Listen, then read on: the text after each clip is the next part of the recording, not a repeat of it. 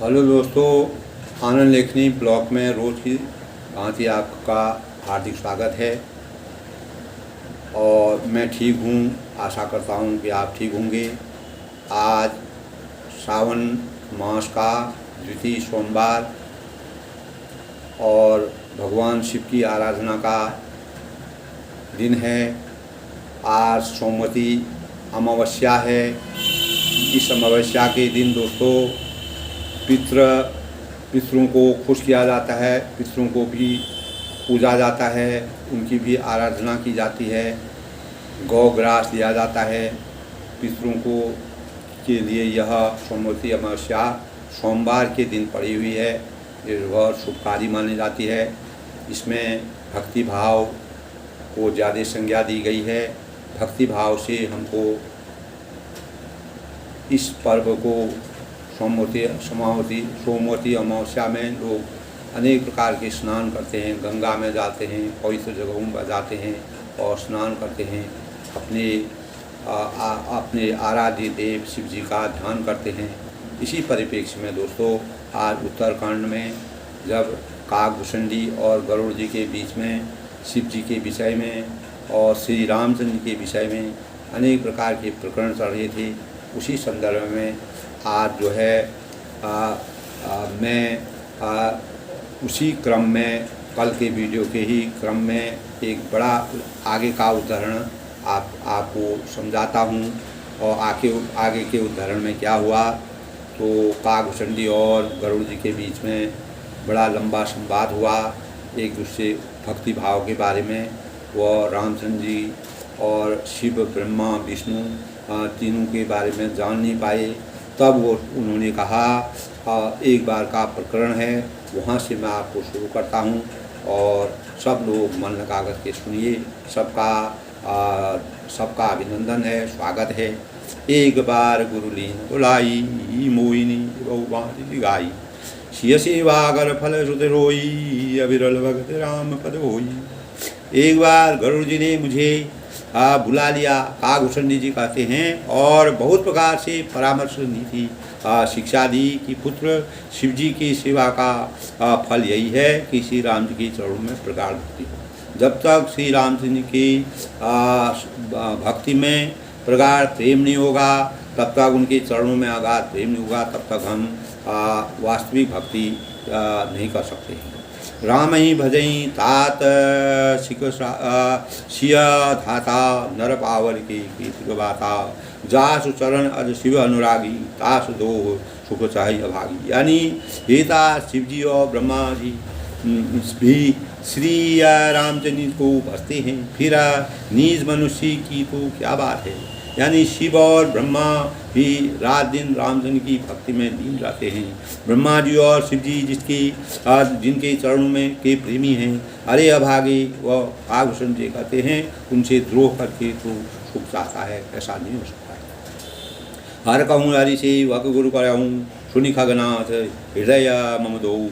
अधमता अभंजादि में विद्या पाए, भयऊँ जब दूर पिया दूध पियाए। यानी गुरु जी के ने शिव जी के हरि का सेवा कहा और वह सुनकर हे पक्षीराज मेरा हृदय जल उठा और नीच जाति का मैं विद्या पाकर ऐसा हो गया जैसे दूध पिलाने से ही सांप होता है। सांप को अगर दूध पिलाया जाता है तो विष बढ़ जाता है। तो अपने को पक्षीराज जो है काकभूषणी जी जो है अपने को नीत का वह बता रहे हैं कि मेरी गलती हुई है। मानी कुटल भाग्य को जाती, गुरु कर रोह रहूँ दिन राती। दीन दयाल गुरु स्वल्प न क्रोधा, पुनि पुनि मोहि शिवाय सुबोधा। यानी अभिमानी कुटिल दुर्भाग्य और कुजाति में दिन रात गरुड़ जी के से द्रोह करता रहा। गुरु जी अत्यंत दयालु थे, उनको थोड़ा सा भी क्रोध नहीं आता था। मेरे द्रोह करने पर वे बार बार मुझे उत्तम ज्ञान की शिक्षा देते थे। यानी गरुड़ जी उनको बार बार शिक्षा देते थे, अच्छे मार्ग में चलने के लिए कहते थे, भगवान का मार्ग बताते थे, लेकिन वह उसको नहीं समझ पाए। जीते नीच बढ़ाई पावा, सो प्रथम हतिता ही नशावा। धूम अनल संभव सुन भाई, तेई बुझाओ गण पदवी पाई। यानी नीच मनुष्य जिसकी बड़ाई पाता है, वह सबसे पहले उसी को मारकर उसी का नाश करता है। हे भाई सुनिए, आग से उत्पन्न हुआ धुआं मेघ की पदवी पाकर उसी अग्नि को बुझा देता है। ये है वास्तविक चीज़। यानी रज मग जिस पर ज्ञान की कमी होती है, वह रावण जी ने क्या किया, भगवान शिव जी से पूरे वरदान मांगे और भगवान शिव जी ने उनको दया भाव से पूरे वरदान दे दिए। अंत में जो है शिव जी को ही रावण ने छल करना शुरू किया। तो तब भगवान राम जी को प्रकट होना पड़ा। रजमग परि निरादर रही, सब कर पद प्रहार दिखाई। मरुड़ाओ प्रथम देही भरई, पुनि नृप नयन किरीट निपरही। यानी धूल रास्ते में निरादर से पड़ी रहती है, सदा सब ग्रह चलने वालों की लात मार जाती है, पर जब पवन उसे उड़ाता है, उठाता है, तो उससे पहले वह उसी पवन को मार देती है और फिर राजाओं के नेत्रों और किरीटों मुक्तों पर पड़ती है। यानी माया ऐसी भी है कि धूल तो कहीं भी जा सकती है, उसका कुछ नहीं है। इसी प्रकार नीच मनुष्य जो है वह कहीं पर भी अपना इस प्रकार से प्रभाव लगे, लेकिन उसका अंत हो जाता है। सुन खगपति अस समुद्र प्रसंगा, बुध नहीं करई अधम कर संगा। कवि को विद गा वही अस नीति, खल सन कलह भल बल प्रीति। हे पक्षीराज गरुड़ जी सुनिए, ऐसी बात समझकर बुद्धिमान लोग अधम का संग नहीं करते हैं। अभी कवि और पंडित ऐसी नीति कहते हैं कि दुष्ट से न कलह तो अच्छा है न प्रेम है। यानी जो दुष्ट होता है उसे न कलह करना चाहिए न प्रेम करना चाहिए, उनको नज़रअंदाज कर दीजिए, वह ज़्यादा अच्छा है। ये हमको उत्तरकांड में शिक्षा मिलती है, गरुड़ और कागभूषण के प्रकरण में। उदासीन रहो गोसाई, खल परि हूँ स्वान की नाई। मैं खल हृदय कपट कुटलाई, गुरु तो कहें मोई गोसाई। हे गोसाई, उससे तो सदा उदासीन नहीं रहना चाहिए, दुष्ट को कुत्ते की तरह दूर से ही त्याग देना चाहिए। मैं दुष्ट था, हृदय में कपट और कुटिलता भरी थी, इसीलिए गुरु की हित की बात को मैं नज़रअंदाज करता था, पर मुझे वह नहीं सुहाती थी, वह बातें नहीं सुहाती जिसका मुझे आज पश्चाताप करना पड़ा है। एक बार हरिमंदर जबत रहूँ शिव नमन आम, गुरु आय हूँ अभिमान थी, उठ नहीं की प्रताप सियावर रामचंद्र की जय। एक दिन मैं शिव जी के मंदिर में शिव नाम जप कर रहा था, उसी समय गुरु जी वहाँ पर आए, पर अभिमान के मारे मैंने उठकर उनको प्रणाम नहीं किया। यानी हर चीज़ वह नज़रअंदाज करते थे, अपने ऊपर पश्चाताप करते थे। जो असज्जन लोग होते हैं, दुष्ट लोग होते हैं, वह अच्छाइयों से भागते हैं, दूर होते हैं। दोस्तों, सो दयाल नहीं कहूँ कुछऊ, उर्न रोष लवेश। अरे अगा गुर अपमानता, सही नहीं सके महेश। यानी इस प्रकार की चीज़ें, जो इस प्रकार के लोग होते हैं, वह अंततो गत्वा मतलब पश्चाताप करते हैं, अपने जीवन में पश्चाताप करते हैं। गुरु जी दयालु थे, मेरा दोष देखकर उन्होंने कुछ नहीं कहा और उनके हृदय में लेश मात्र भी, यानी गुरु जी इतने दयालु कहा, उन्होंने भी इसको नज़रअंदाज का कोई बात नहीं, क्रोध ने फिर भी उनको क्रोध नहीं हुआ। पर गुरु का अपमान बहुत बड़ा पाप है, अतः महादेव जी उसे नहीं सह सकते हैं। महादेव जी गुरु बिना ज्ञान कहाँ ते पाऊँ, बिना गुरु के ज्ञान प्राप्त नहीं हो सकती है। मंदिर मांझ भई नववानी थी भाग अभिमानी, जबे तब गुरु की नहीं क्रोधा, अति कृपाल सम्यक बोधा। मंदिर में आकाशवाणी हुई कि अरे हतभागी मूर्ख अभिमानी, यद्यपि तेरे गुरु को क्रोध नहीं है, वे अत्यंत कृपालु चित्त के हैं, उन्हें पूर्ण तथा यथार्थ ज्ञान। यानी जब कोई ऐसी चीज़ें होती हैं, सत्यता जहाँ पर होती है, वहाँ पर अपने आप ज्ञान की ज्योति जगती है और कहीं न कहीं से इस प्रकार की प्रेरणा मिल जाती है। इसी प्रकार भगवान अवतार हुए और उन्होंने इस प्रकार की घोषणा की। तदपि सांप उठ दयऊँ देहूँ तो ही, नीति विरोध सुवाय न मोही। जो नहीं दंड करूँ खल तोरा, भ्रष्ट होई सुत मार्ग मोरा। तो भी हे मूर्ख, तुझको मैं साप दूंगा क्योंकि नीति का विरोध का मुझे अच्छा नहीं लगता है। अरे दुष्ट, यदि मैं तुझे दंड न दूं तो मेरा वेद मार्ग ही भ्रष्ट हो जाएगा। यानी मेरा जो वेद का मार्ग जो मैं चल रहा हूँ, गरुड़ जी ने कहा, तो वह उससे मैं अपनी मर्यादा से हट जाऊँगा। जे सठ गुरु सन ईर्षा करही गौ रौरव नरक कोटि जग बरही त्रिजटा जौन पुनि धरही शरीरा आयुध जन्म भरी पावहि पीरा। यानी जो मूर्ख गुरु की ईर्ष्या करते हैं, और गुरु की महिमा का बहुत ही मार्मिक चित्रण किया गया है दोस्तों। वे करोड़ों युगों तक रौरव नरक में पड़े रहते हैं जो गुरु की निंदा करते हैं।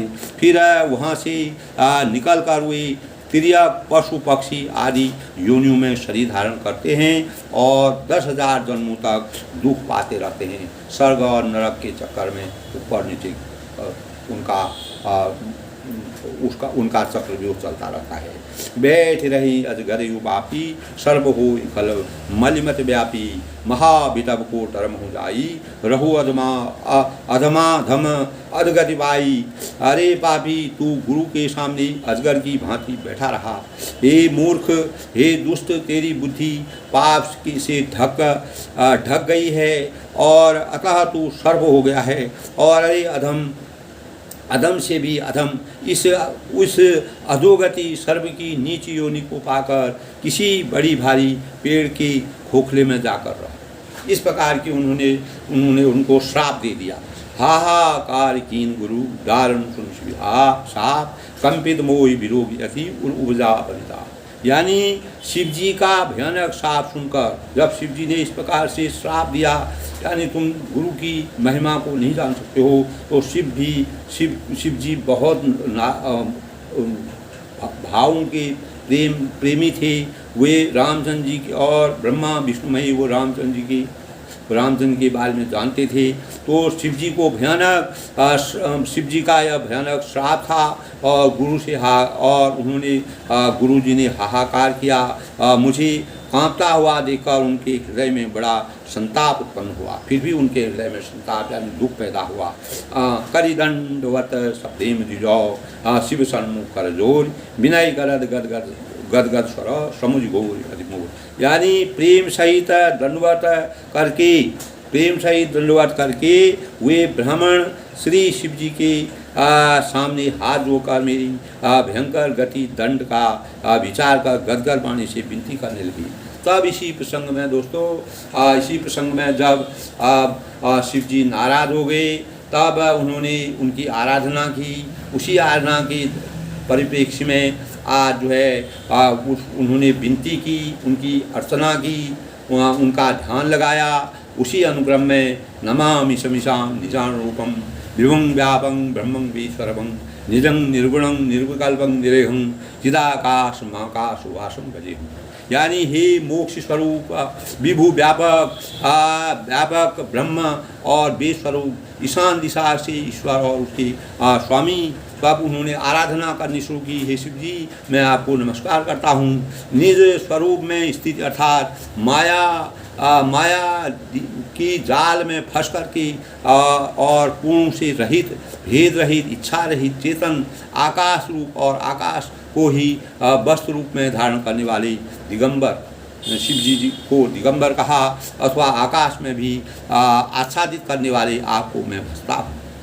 तब उनको समझ में आया, तब वो उनका ध्यान करने लगे। निराकार कारं मूलं तुरीयं गिरा ज्ञान गौती समीशं गिरीशं करालं महाकाल कालं बालं गुणागार संसार बालं नतोहं।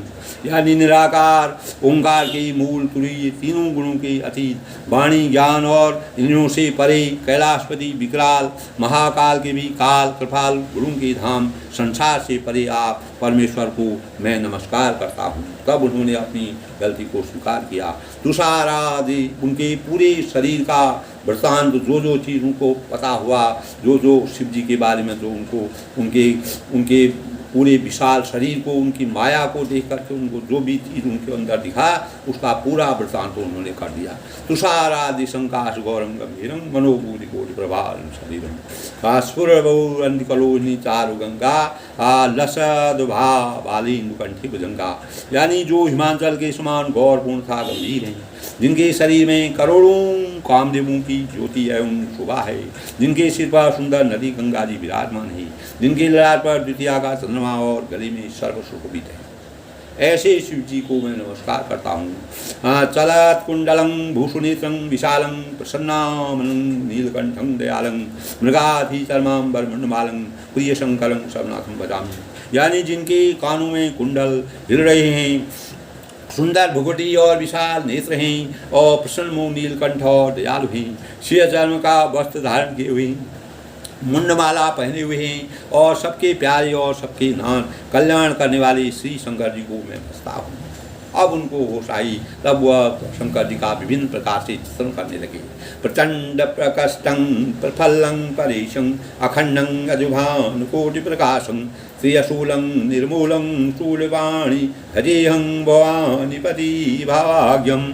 प्रचंड स्वरूप श्रेष्ठ तेजस्वी परमेश्वर अखंड अजन्मा करोड़ों सूर्यों के समान प्रकाश वाले तीनों प्रकार के सूलों दुखों यानी दुख दैत्य को निर्मूल करने वाली, नाश करने वाली, हाथ में त्रिशूल धारण करने वाले, भाव प्रेम के द्वारा प्राप्त करने वाले और भगवानी के पति यानी पार्वती के गौराज के पति श्री शंकर जी को मैं भजता हूँ। कलातीत कल्याण कल्पांतकारी सदा सच्चिदानंद दाता पुरारी चिदानंद संदो महापहारी प्रसीद प्रसीद प्रसीद प्रसीद मनमयी कलाओं की परी कल्याण स्वरूप कल्प का अंत प्रलय करने वाली और शत्रुओं को सदा आनंद देने वाली त्रिपुरारी शत्रु और त्रिपुर की शत्रु सच्चिदानंद मोह को हरने वाली, मन को मटाने वाली कामदेव की शत्रु है। प्रभु प्रसन्न होइए और प्रसन्न होइए। यानी उन्होंने उनको प्रसन्न होने के लिए अनेक प्रकार से अपने भाव व्यक्त किए और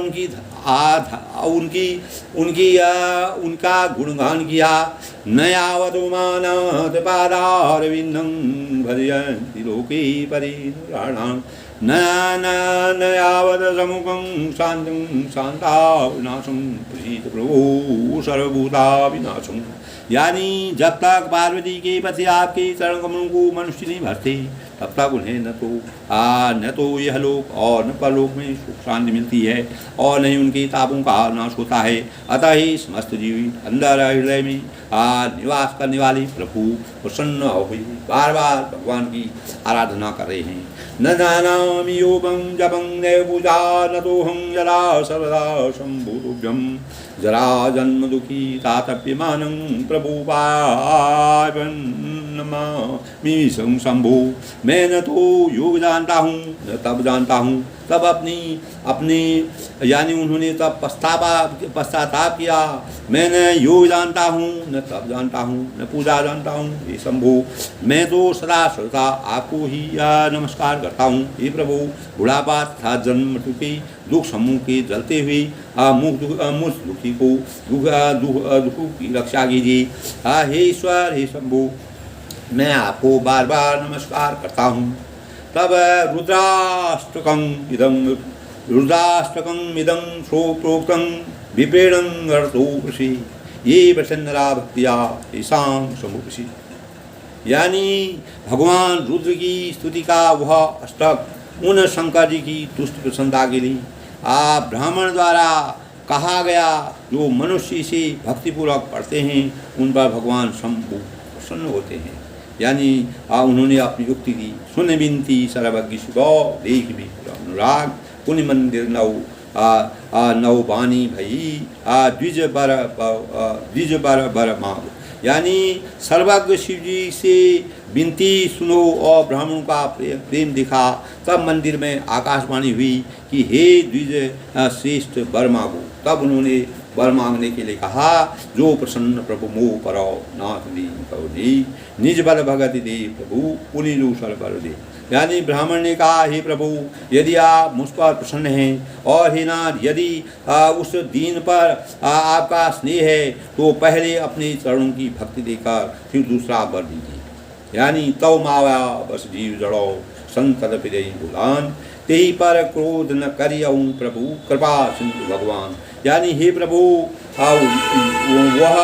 वह अज्ञानी जीव आपकी माया की बस होकर निरंतर भुला फिरता है। हे कृपा की समुद्र भगवान, उस पर क्रोध न कीजिए।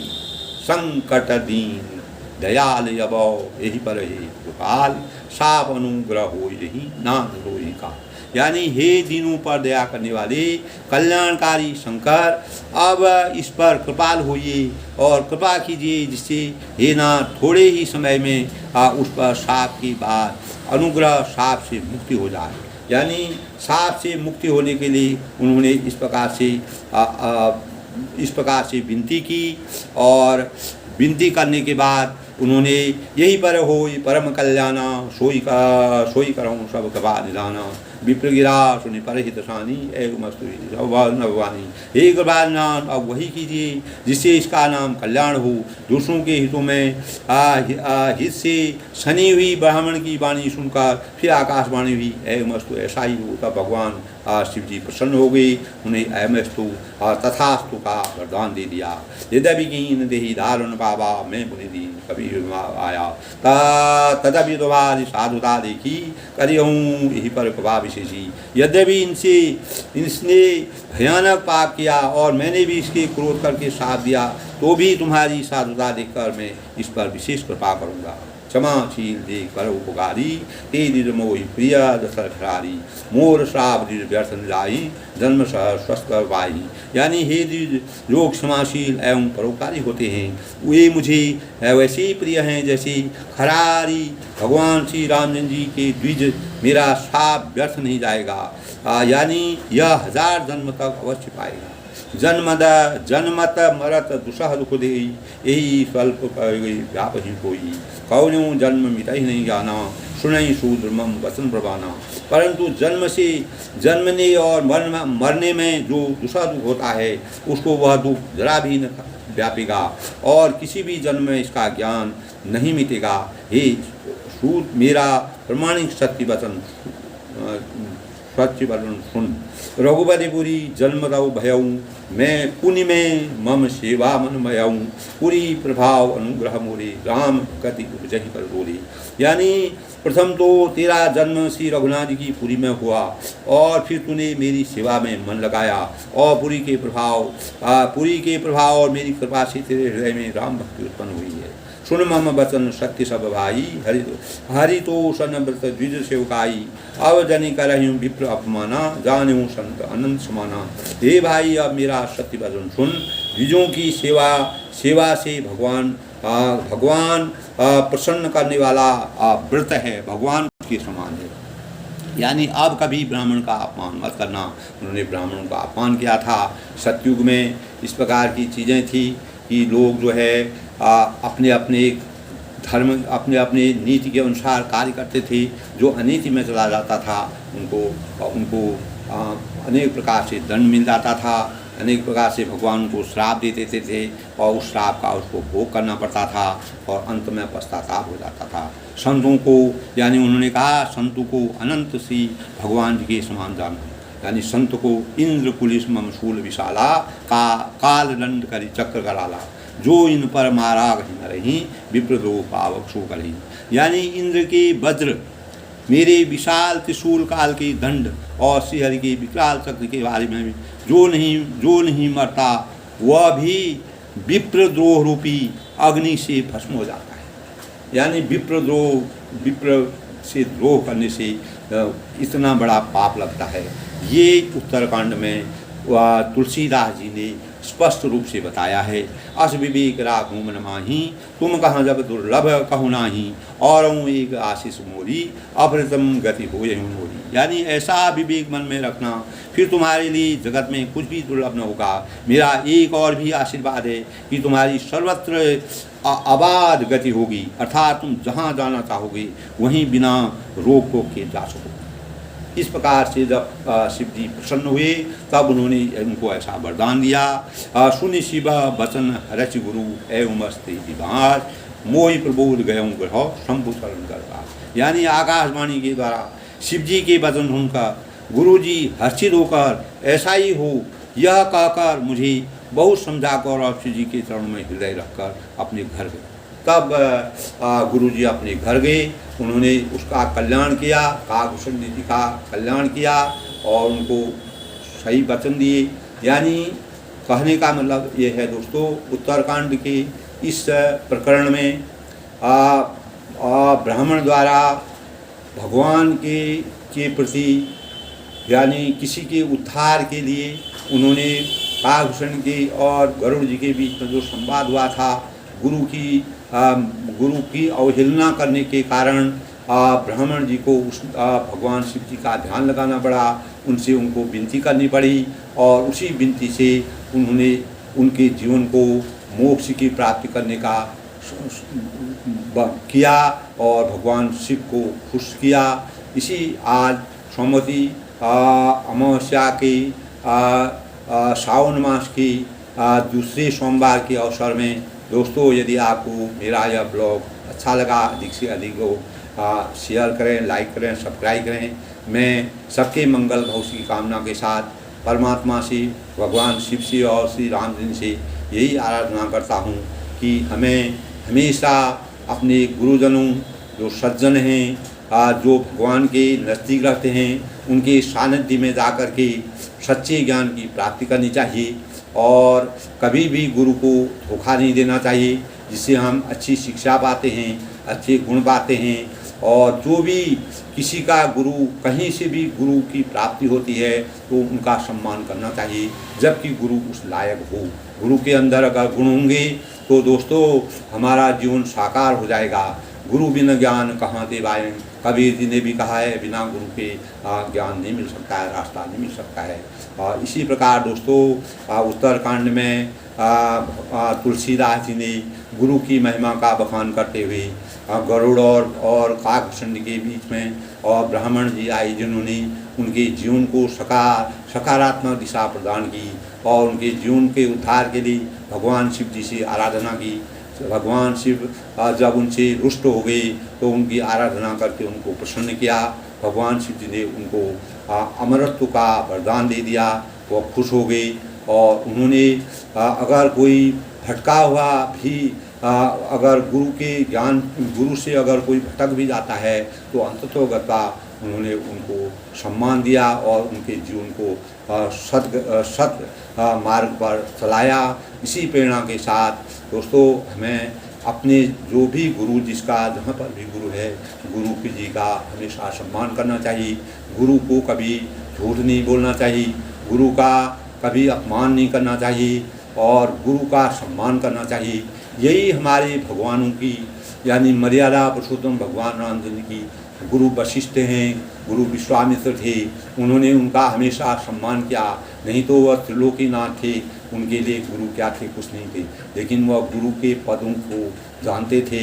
बिना गुरु के उनको भी कहीं कहीं ज्ञान गुरु से उन्होंने प्राप्त किया। यही हमको प्रेरणा मिलती है दोस्तों कि हमें अपने गुरु का सम्मान करना चाहिए किसी भी रास्ते पर। अगर गुरु के अंदर गुरु खराब नहीं होना चाहिए, अगर गुरु सच्चा है, उसमें भक्ति है, भाव है और उसके अंदर अपार ज्ञान है, तो वह गुरु हमारे जीवन को साकार बना सकता है।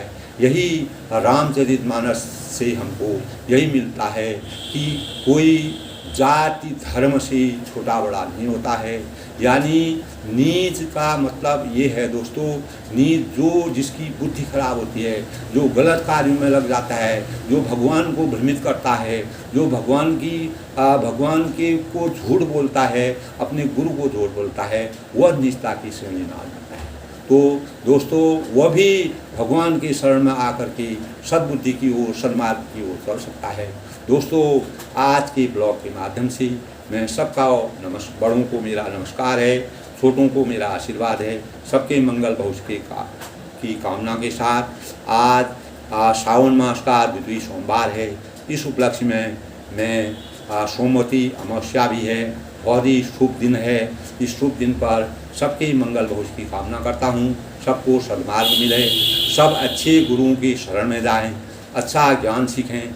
यही अगर गुरु द्वारा हमको सद्मार्ग मिलेगा तो भगवान की प्राप्ति होगी, हमारे सब कार्य सिद्ध होंगे, हमारा जीवन सार्थक होगा, हम ऊंचाई की ओर बढ़ेंगे, हम समाज का, देश का और स्वयं का उत्थान करेंगे।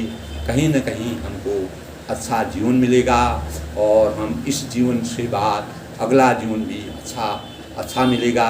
इसी कामना के साथ, सबके मंगल भविष्य की कामना के साथ आज सोमवती अमावस्या और सावन मास की द्वितीय सोमवार के अवसर पर मैं सबको सबके मंगल भविष्य की कामना करता हूँ। सबको मेरा नमस्कार।